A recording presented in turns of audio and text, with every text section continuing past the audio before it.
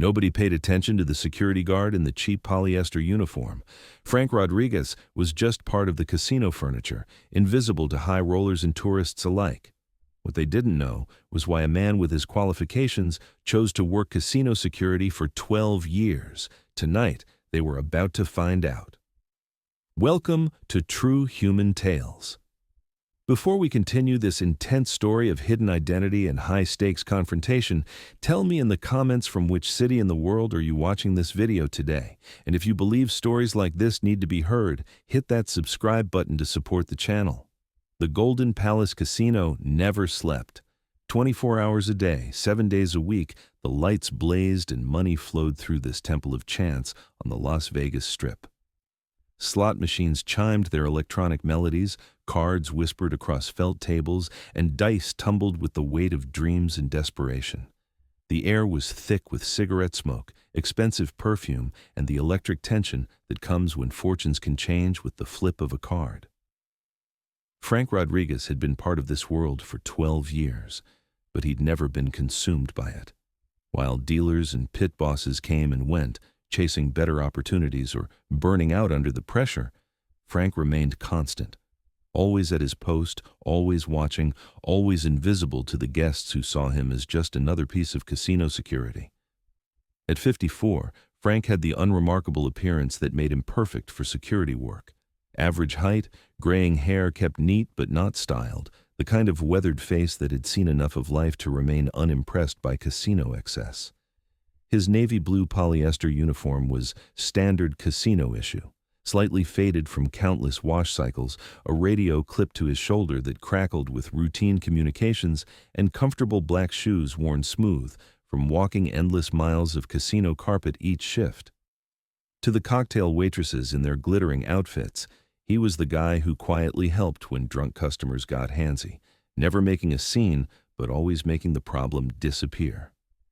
To the dealers in their crisp white shirts and bow ties, he was the one who handled problem gamblers without drawing attention from pit bosses or disturbing other players. To management in their expensive suits, he was reliable, professional, and completely unremarkable, exactly how Frank preferred it.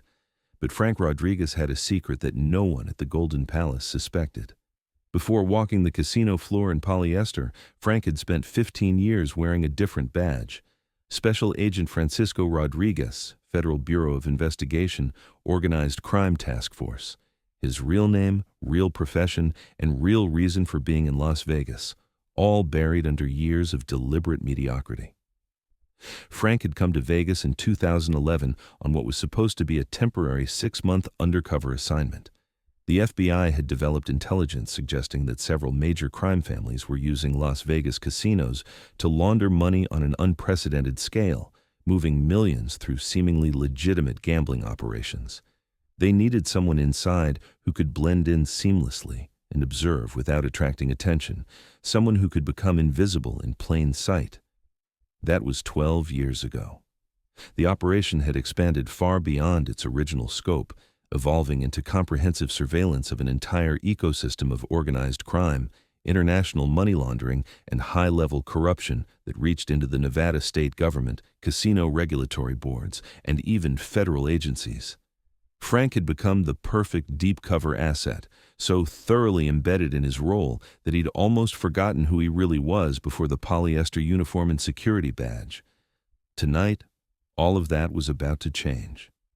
It started with 6 men in expensive suits entering through the main entrance at exactly 2:47 a.m.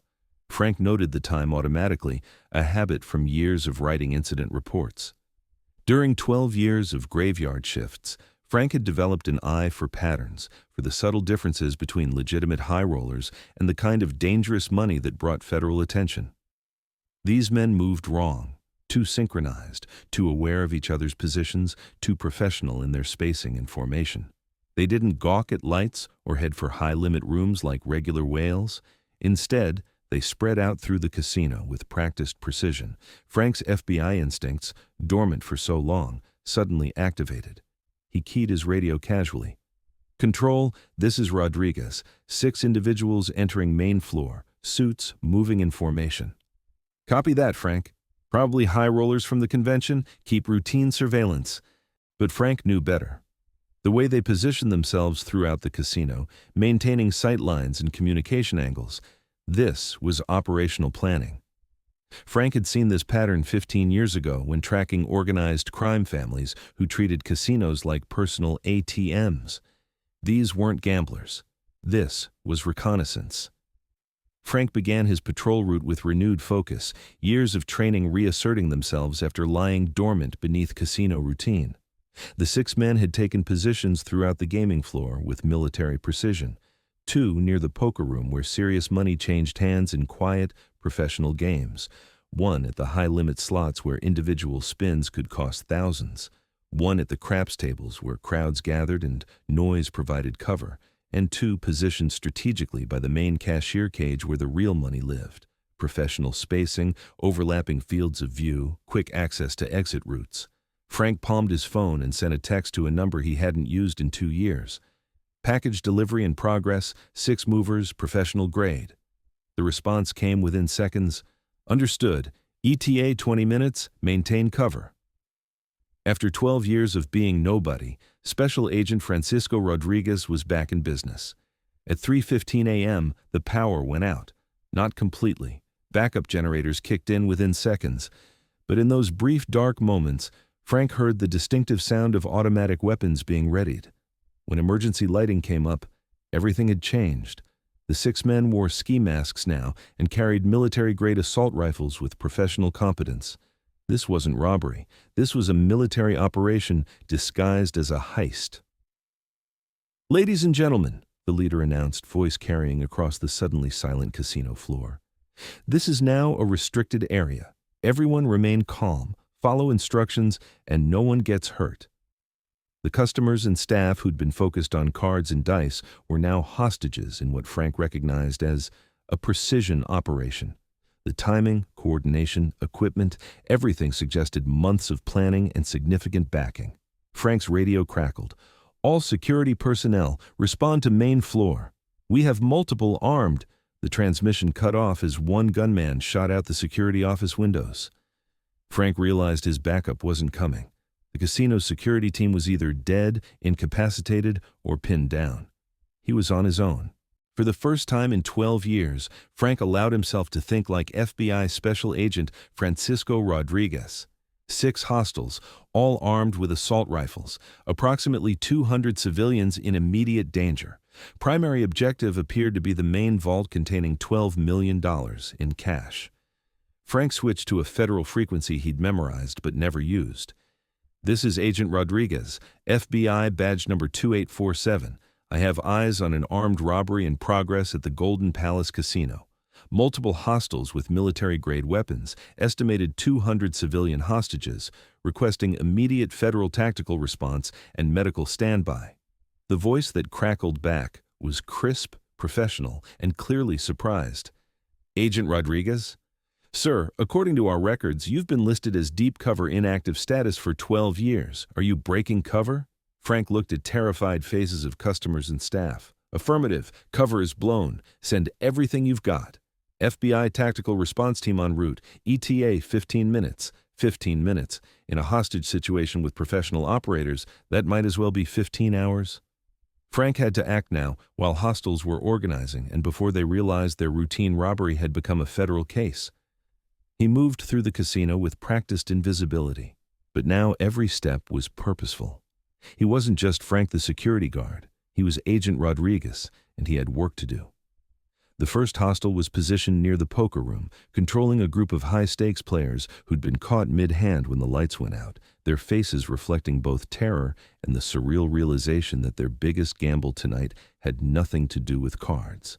Frank approached from the man's blind spot, using a row of slot machines for concealment, moving with the silent precision he'd learned hunting far more dangerous prey in federal investigations. The takedown was silent and professional. One hand over the mouth, the other applying a blood choke that rendered the gunman unconscious in seconds. Frank appropriated the weapon, an HK-416 military issue, the kind of rifle that belonged in war zones. 1 down, 5 to go. Frank moved to his next target, the gunman controlling the cashier area. This one was alert, scanning with professional paranoia that suggested combat experience. Frank triggered a slot machine jackpot, creating noise and flashing lights that drew attention for just long enough. Second takedown, equally silent and professional. 2 down. But the third gunman noticed his partners weren't responding to radio checks. The leader's voice cut through the casino's tense quiet. "Team Alpha, report status immediately." When no response came, the operation shifted from robbery to combat. The remaining hostiles moved from crowd control to active defense, scanning for threats with tactical awareness that confirmed Frank's assessment. These weren't ordinary criminals. "We have a problem," the leader announced. "Someone's hunting us. Go to combat protocol." Frank realized his element of surprise was gone. The remaining 4 gunmen were looking for him specifically, and they had superior firepower and defensive positions. Time to change the rules. Frank accessed the casino's internal communication system, a network he'd memorized during 12 years of patrols. His voice echoed through speakers with calm authority. "This is FBI Special Agent Francisco Rodriguez. You are surrounded by federal agents and have no escape. Release hostages immediately and surrender."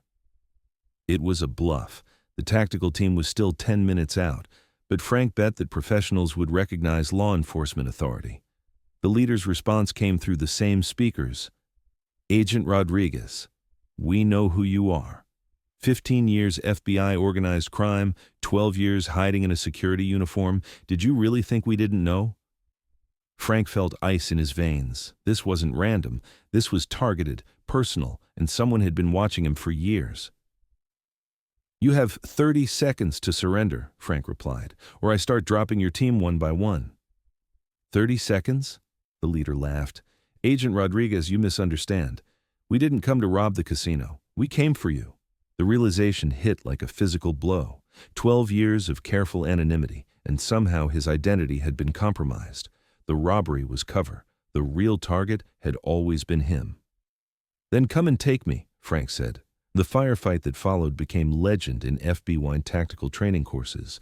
One federal agent outnumbered 4 to 1, turning a casino into a battlefield using superior training, intimate terrain knowledge, and cold determination.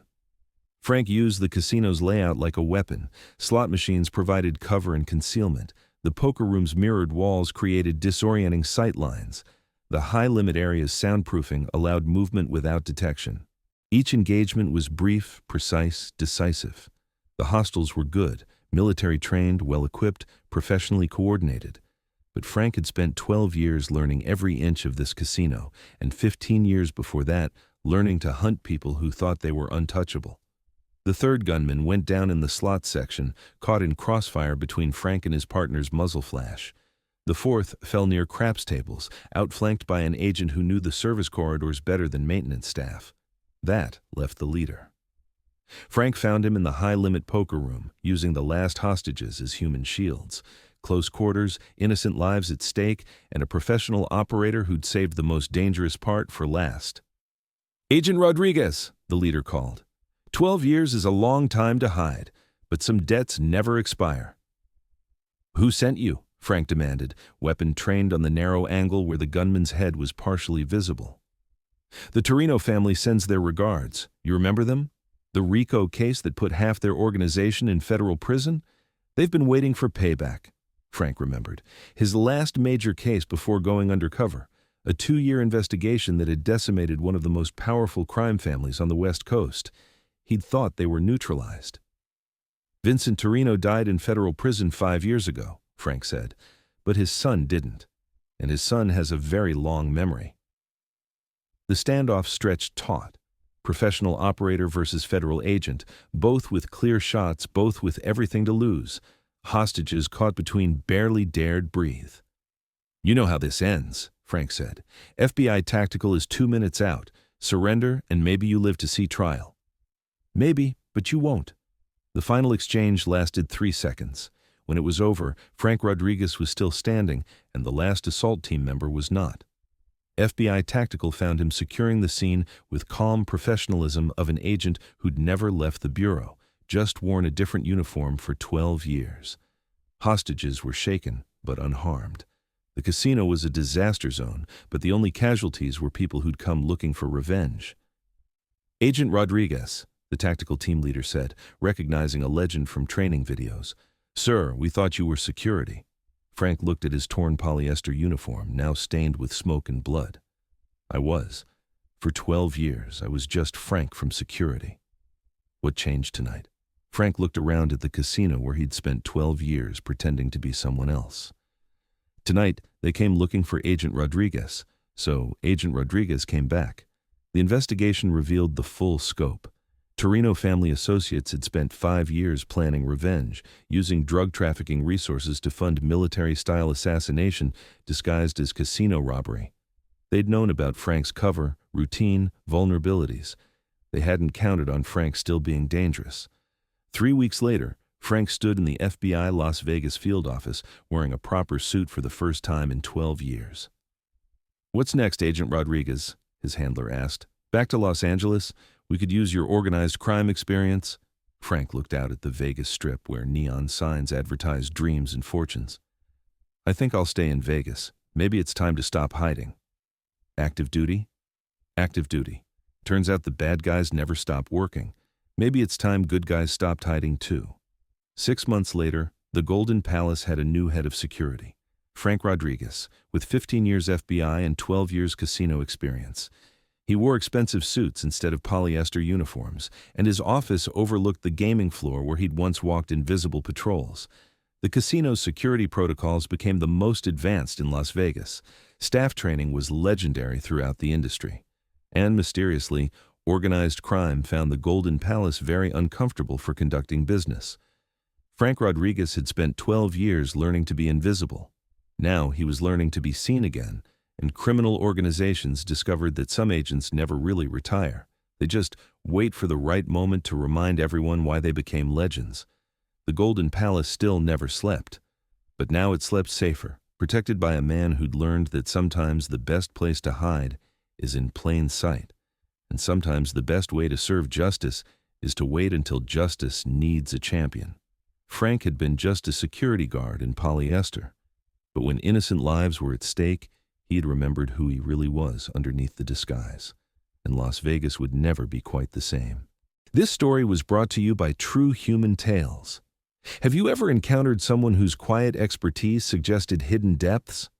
Tell us about them in the comments below, and let us know what city you're watching from today. If you believe stories like this deserve to be heard, subscribe to support the channel. We honor the guardians who continue serving, one shift at a time.